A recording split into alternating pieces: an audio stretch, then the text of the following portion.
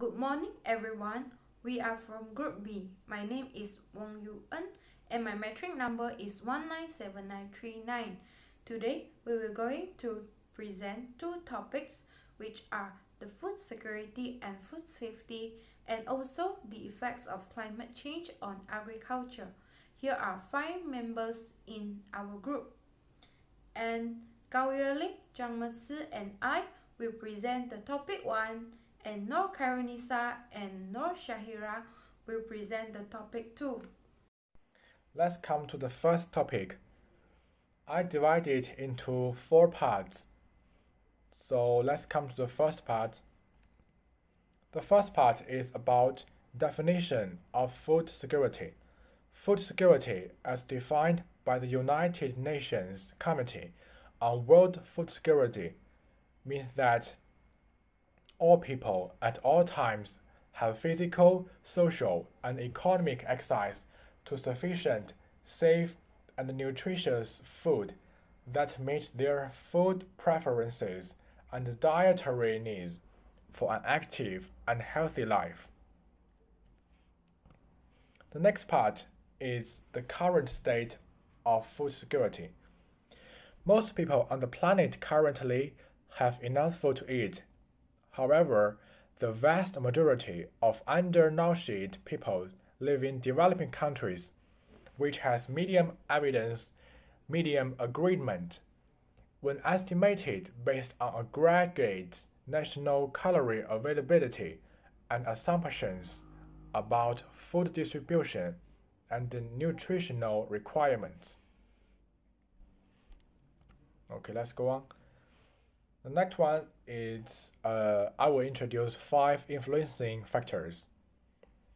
Okay, the first one is demography factors. The next is contingency factors. The third one is climatic factors. And the fourth one is air factors. Last is economic factors. And the last part is achieving food security. Achieving food security needs policy and investment reforms on multi-fronts, including human resources, agricultural research, rural infrastructure, water resources, farm community-based agriculture, and natural resources management. Okay, that's the end of my part. The next topic is about food safety, and it will be presented by my partner, YUELING.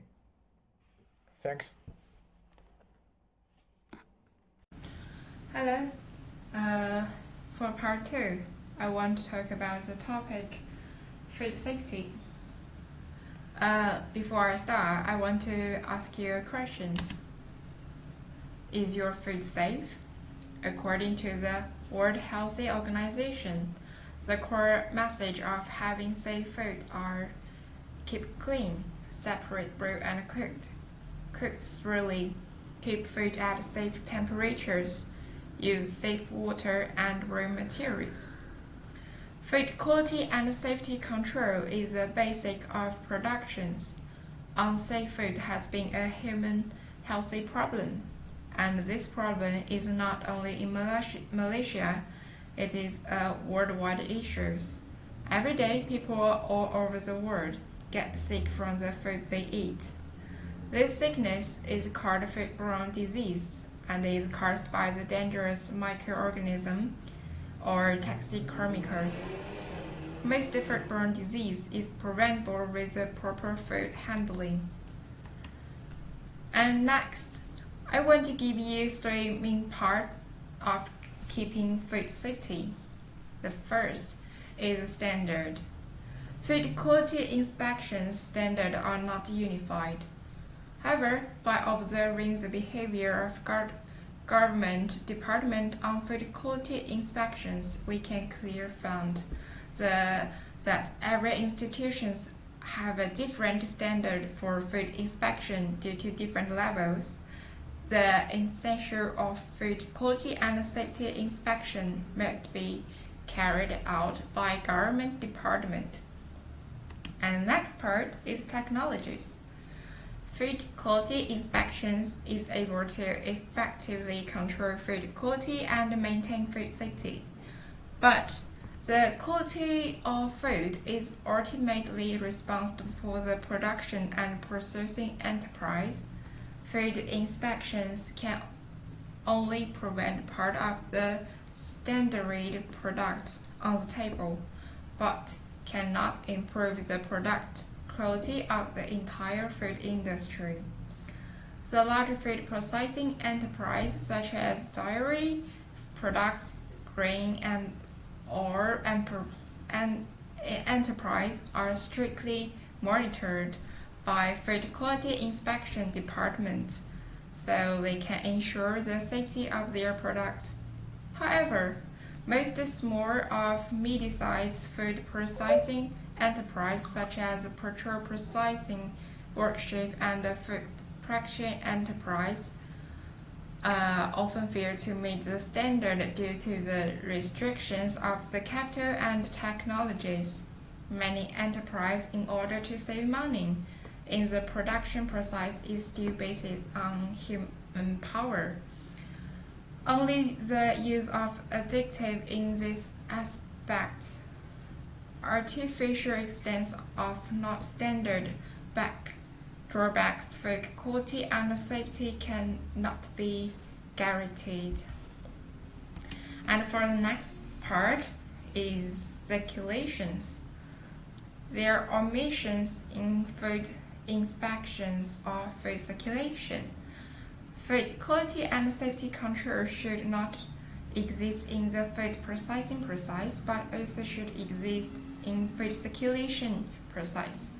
The developed transportation in modern society make the circulation area of food more extensive, and the number of circulation are more and more. For example, bananas and pineapple from Malaysia appear in supermarkets in the northeastern of China. However, the wide circulation has produced a hidden problem in food quality and safety. Food in circulation is easy to expire. Most food with preservatives can kept for a long time, where fresh food is easy to cause quality problems in circulations. Most supermarkets do not carry out the strict quality inspections on fresh food, which is an omission in food safety control.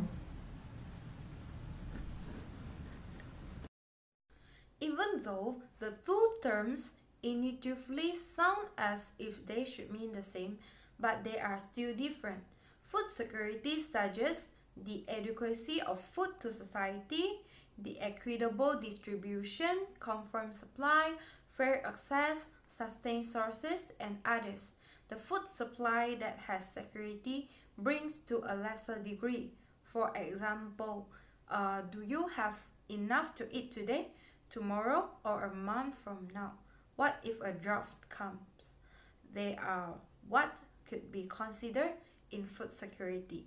Food safety is considered with safe sources of all foods, freedoms from avoidable chemical and microbial contamination. Food safety allows people to consume food in safe condition. For instance, do your bees drop dead after trying to collect pollen? Does your neighbor feel okay after eating in that restaurant that has rats and cockroaches running around freely in the dining hall?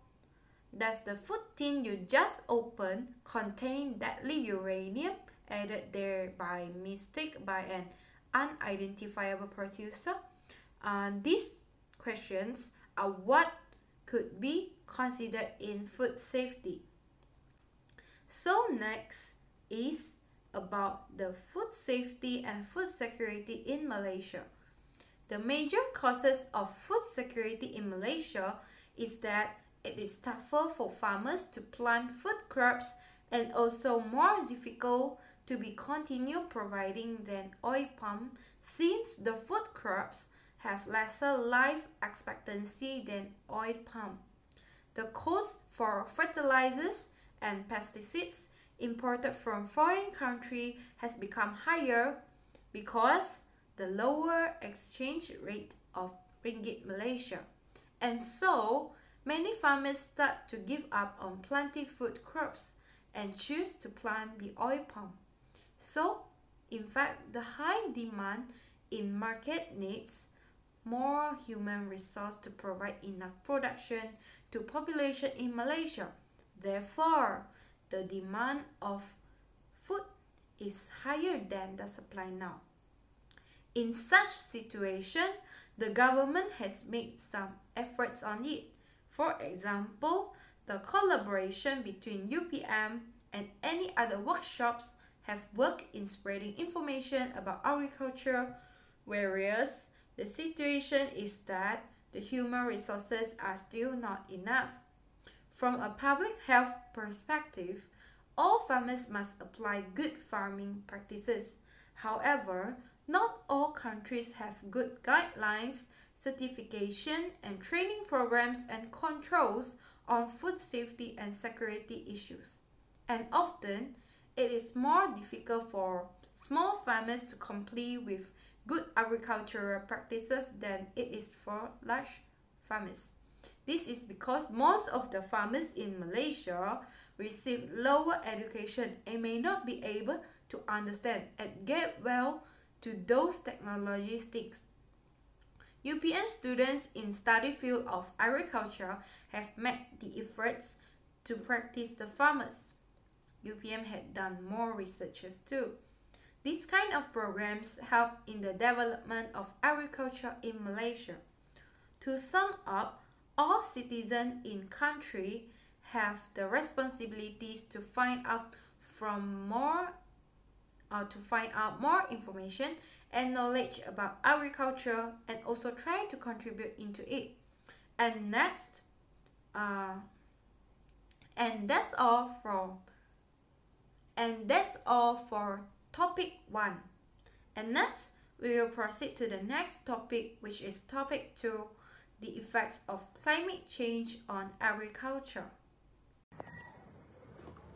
Hi, my name is KHAIRUNNISA binti AHMAD SABERI and my metric number is 196226. And today, I will be presenting our second topic, which is the effect of climate change on agriculture. First of all, the introduction. Climate change refers to change beyond the average atmospheric condition that are caused by both by natural factors such as the orbit of Earth revolution, volcanic activities, and crustal movement, and by artificial factors such as increase in the concentration of greenhouse gases and aerosol. And climate change is by global warming, which is referred to the average increase in the global temperature, has become migrated, and that will lead to the significant global change in the future. And as for the agriculture, the focus has been shifted to adaptation and adaptability based on the assessment of the impact the climate change and vulnerability to it. So this is because even if greenhouse gas emission decrease, global warming will continue for the next several decades due to its previously emitted greenhouse gases. And this is especially as agriculture. Agriculture is a climate dependent and thus susceptible to climate change. This is very urgent to prepare adaptation measure against the climate change. Okay, now we move on to the effect of the effect of climate change to the agriculture. First of all, is effect on livestock. Here I put the two effect on the livestock, which is livestock and dairy production and livestock by disease. Livestock and dairy production is the higher temperature will likely result in a decline in dairy production. reduce minimal weight gain and production and lower feed conversion efficiently in warm regions. So which is mean this climate change will affect the livestock and the dairy production of the livestock, which means there will be decrease the production of the such a milk, cheese, and all of them. And next is livestock by disease, which is most disease this is because most disease are transmitted by vectors such as tick and flies, and development stage of which are often heavily dependent on temperature. Okay, so this factor is caused by the flies and some germ that will be exist when the climate change is happening.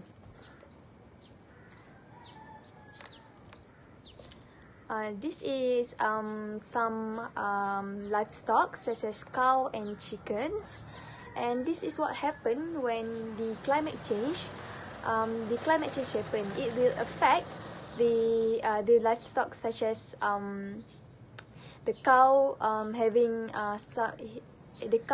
getting some disease from flies or germ or bacterial, and the sheep was dying into the flood.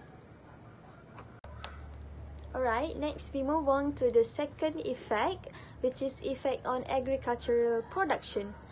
Okay, so I provide here two effect on production, which is geographical shift and yield change in the agriculture, and also loss of land through sea level rise and associated salinization. Alright, the first one, the yield are different.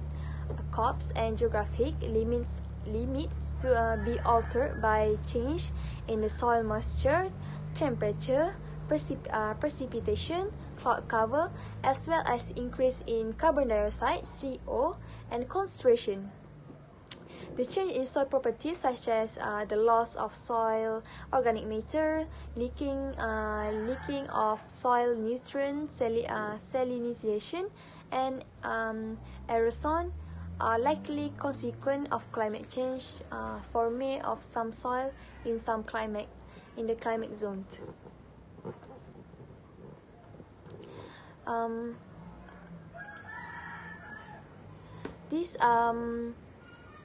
The lowest rainfall and higher temperature could reduce some soil moisture in many areas, particularly in some tropical and mid-continental region, reducing the available water of irrigation and impairing crop growth in a non-irrigated area of many regions. The change in soil will properties such as the loss of soil organic and more. And the next is loss of land through sea level rise and associate salinization. Agriculture in low-lying coastal areas or adjacent to river deltas may be affected by a rise in sea level. Flooding will probably become a significant problem in some already flood-prone region in Asia, such as China, and further south in Eastern Asia. So the summer monsoon is predicted to become stronger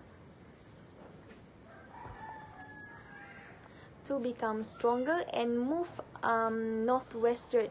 However, this in-circulation rain could be beneficial in some area.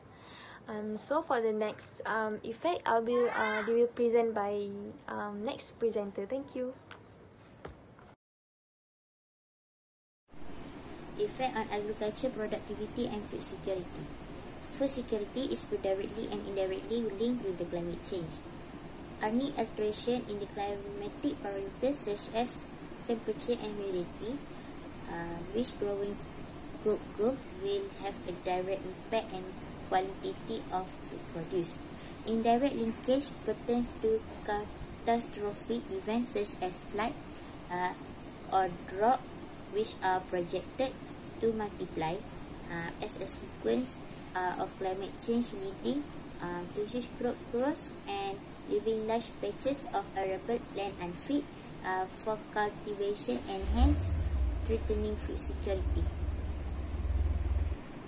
Food insecurity could be an indicator for assessing vulnerability to extreme event and slow onset change.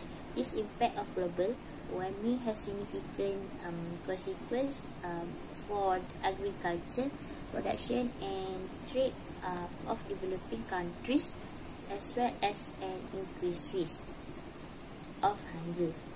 The number of people suffering from chronic hunger has increased from under 800 million in 196 to over 1 million recently.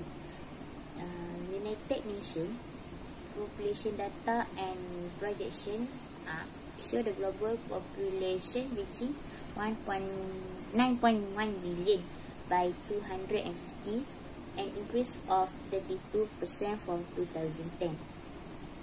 To cope with the impact of climate change on agriculture and food production, the farmers will need to act at the global, regional, national and local levels.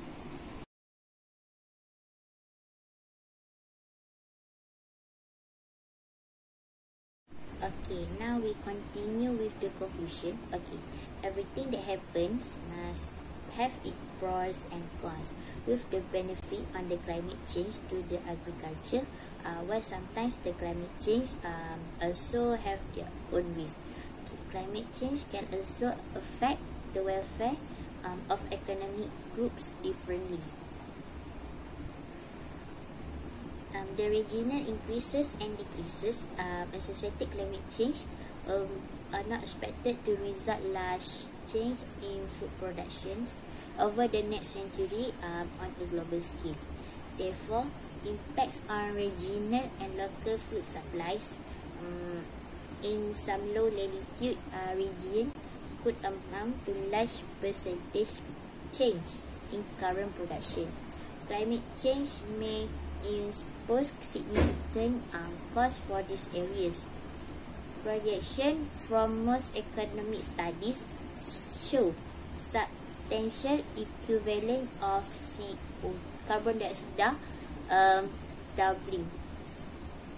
This reinforces the need to economic losses as temperature increase beyond the accompany to carbon dioxide build up currently underway in the atmosphere. Thank you.